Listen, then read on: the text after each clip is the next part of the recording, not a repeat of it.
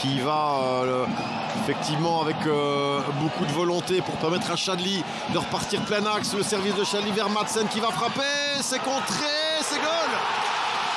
Le but chanceux de Westerlo, de Nicolas Madsen, alors que l'on touche l'heure de jeu.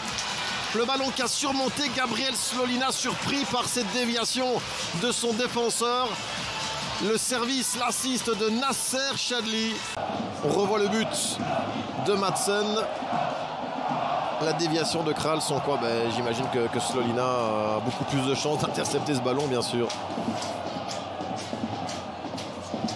C'est parfaitement dévié pour lober Slolina. Si ce ballon ne va pas au fond, Madsen, concentration maximale.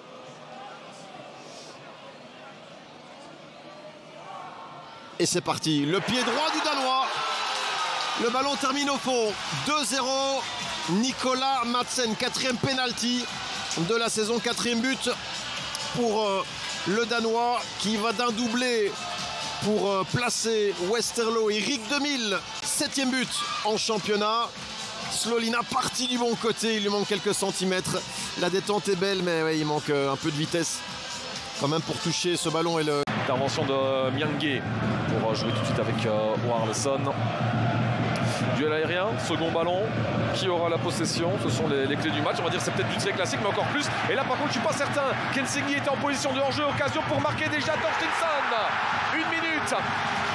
Pas de drapeau qui s'est levé. Je pense pas qu'Kensingi était en position de hors-jeu. Et d'ailleurs, on ne la réclame même pas du côté du cercle. Cueilli à froid par OHL. Mentalement compliqué de gérer tout ce qui se passe pour l'instant au niveau des résultats. Voilà, Torstensson complètement libre, qui n'a plus qu'à la mettre au fond, même s'il faudra revoir ici.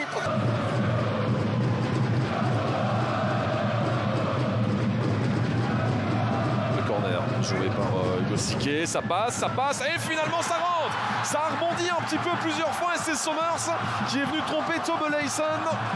Le cercle qui revient sur phase arrêtée, alors qu'ils en ont eu plusieurs en première mi-temps, sans jamais vraiment être dangereux. Bondi on voit avec la déviation, même pas de Daland, et remis par Outkus, je pense, du torse. Ouais, est-ce que c'est vraiment pour Sommers? Est-ce que c'est pas plutôt Pletings qui est venu mettre ce ballon dans ses propres filets? Le coup de sifflet.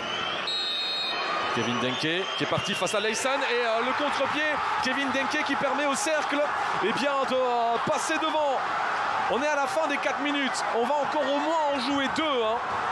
Au minimum, je pense. Est-ce que ça va suffire pour OHL pour tenter quand même d'aller chercher un point ou pas? Avec Soufanat Mouenta qui va monter au jeu à la place de Dom. Alors que l'on revoit ce penalty. Leur permet de rentrer véritablement dans la partie et de changer un petit peu la dynamique qui était présente et qui était assez favorable aux Limbourgeois. Bonne passe de nouveau vers Camara, celle-ci aussi vers Gay. Le voilà le goal. Il n'avait plus marqué depuis le match aller contre Saint-Tron. C'était il y a 5 matchs. Et il marque son 7e but maintenant sur une phase qui est rondement menée, avec du mouvement au bon moment, avec des passes dans le bon timing, dans le bon tempo. On verra le momentum d'ailleurs, peut-être à la mi-temps. Mais quelle phase, hein, l'arpel honnêtement de Camara, il est lumineux. Boca suit mais de trop loin, beaucoup trop loin. Et puis le reste c'est Gay qui fait la différence aussi. Pour moi pas de hors-jeu. Son déplacement en oblique, en transversal si on peut dire ça comme ça, qui fait la différence. Et le reste c'est ses qualités de buteur. Suzuki peut rien faire, c'est à bout portant. C'est assez complexe évidemment.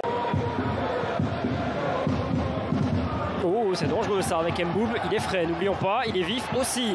C'est bien joué. Est-ce qu'il déborde? Est-ce qu'il va gagner son duel? Il continue, il garde le contrôle du ballon. Il y a 3 joueurs de Molenbeek avec lui. Oh le geste de Maktar Gay, ça termine dedans. Superbe but, plein d'abnégation pour les Bruxellois qui arrivent à faire le break comme on dit dans ces cas-là. Et ça c'est sympa évidemment. Hop, avec un responsable média du RWDM, ça va faire des bons souvenirs. Je vous parlais du Inside de Team, ça peut-être que vous pourrez le voir aussi sur l'application de la zone, mais vous le verrez forcément sur les réseaux sociaux du RWDM. Ah c'est beau, cette image évidemment, c'est une famille. C'est beau aussi de voir l'amour qu'il peut y avoir dans le football.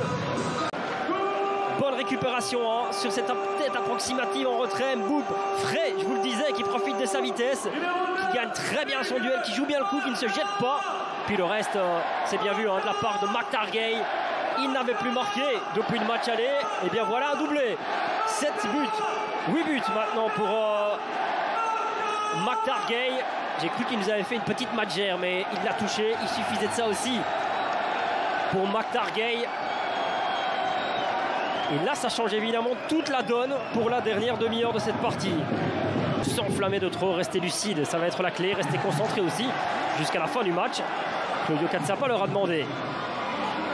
Il avait un peu raté son dribble, mais finalement ça arrive bien chez Gay. Xavier Mercier maintenant dans ses œuvres. Le ballon arrive chez Mboup. Il peut frapper. Maintenant, c'est dedans. C'est 3-0. Comme on dit dans ces cas-là, généralement c'est le but le plus important. Le but qui permet d'avoir un deuxième joker et de faire la différence. Le premier but de Mboup cette saison en championnat. C'est fan du RWDM. Et là, il y a un petit peu de chance parce que le contrôle de base avant la passe vers McTargay est un peu manqué, un peu long. Mais le ballon arrive quand même chez Gay et puis arrive chez Mboup qui joue bien le coup. Et cette fois-ci, le sauvetage sur la ligne ne peut rien. Contrairement à la première période, ça va directement dedans. J'espère quand même qu'il va être accordé à Mboup, ce serait dommage. C'est de nouveau Rien Van Helden qui était là sur la ligne pour essayer de sauver ça, de se sacrifier pour son équipe. Mais rien n'y fait. Cette fois-ci, c'est 3-0 pour le RWDM. Gantois cette saison, Nardi et Rouf. C'est une équipe qui a subi pas mal de pénaux du coup, mais qui en a déjà arrêté pas mal. Thiago, imparable pour Rouf. Et Bruges finalement est récompensé en plein cœur de son temps fort par l'ouverture du score. Ouais, c'est logique que ce soit sur ce penalty ou pas. L'action était magnifique. Ils arrivent à trouver les... Alors oui, il avait connu une période de sécheresse à un moment, mais ça c'est bien revenu. Ouais, et puis là, franchement, c'est un modèle du genre le penalty, le toit du but. Prêt à tenir son équipe en vie. Eh bien non, il a changé. Thiago, c'est 2-0 pour le club de Bruges. C'est encore une fois mérité dans le sens où on parlait des pertes de balles de Nouriot, les erreurs techniques qui se sont multipliées, qui offrent finalement aux Brugeois ce genre de possibilités. Ces images, ce son surtout, entendez-le pendant que nous on voit les ralentis du péno. Il a peut-être eu du mal à se faire adopter, mais maintenant il l'est. Thiago, l'adoption est réussie et on en parlait. Il est récompensé pour son travail offensif, mais aussi pour son travail défensif depuis le début de la rencontre. Mais on se demande, si on se demande qu'est-ce qui s'est passé dans la tête de Kandus, parfois le... Castromontes avec Van Hout. La balle qui va arriver chez Nilsson. Castromontes qui rentre dans l'axe. Il peut aller trouver Lapoussin, voilà qui est fait. Loïc Lapoussin pour percuter, pour frapper. Lapoussin, la balle revient chez Amoura à la tête, c'est goal.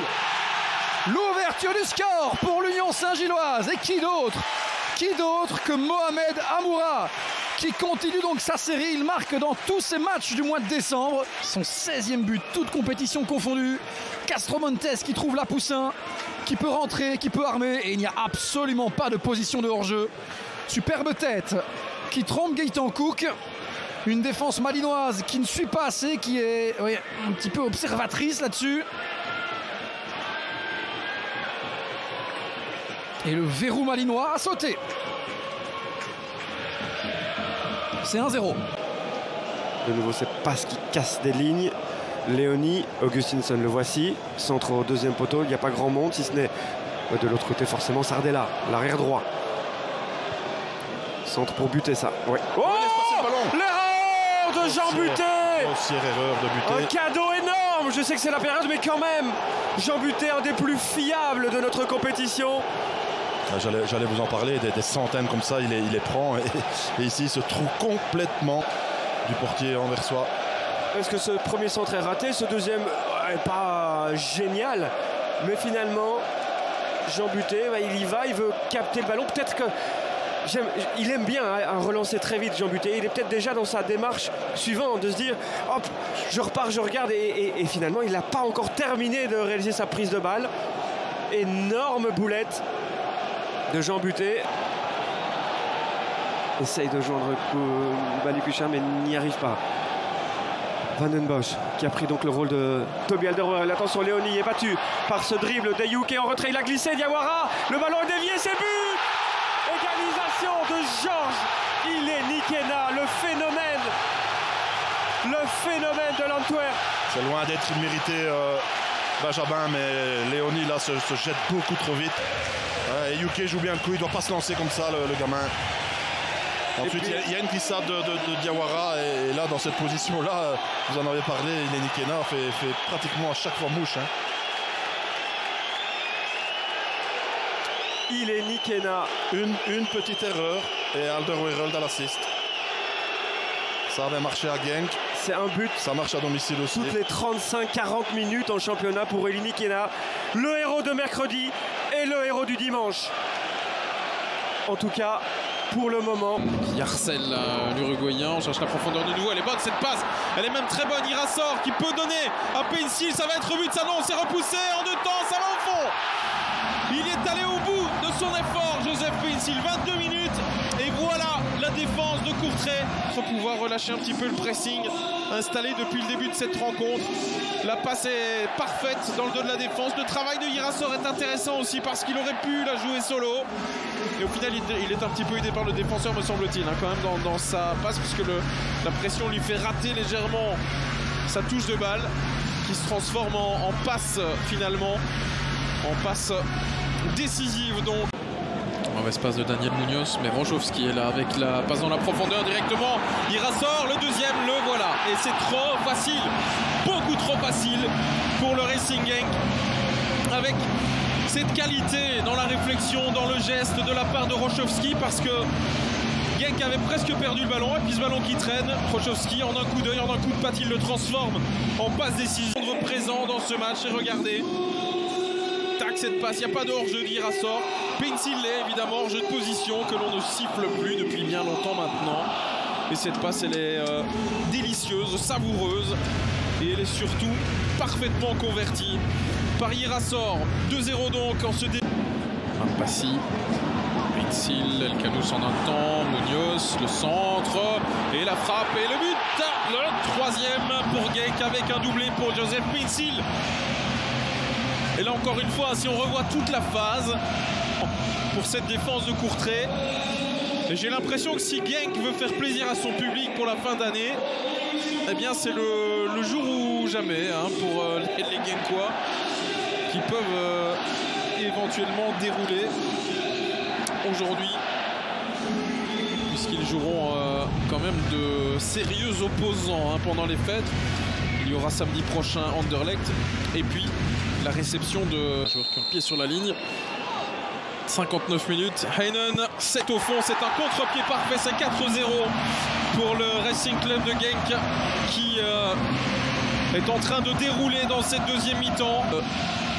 On peut faire tourner un petit peu, on va faire quelques changements à Courtrai avec El Idrissi qui va monter au jeu avec Ojo.